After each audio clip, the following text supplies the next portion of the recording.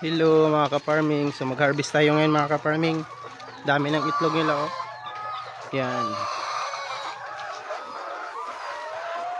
Oh, dami nang kukunin. Ano po oh.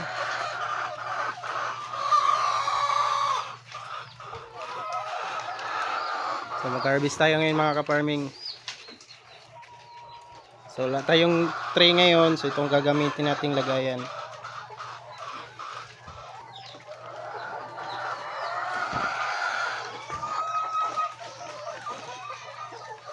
So mga ka-farming, yan yung na-harvest natin ngayon.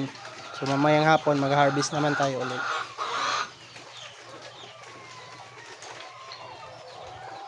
Yan.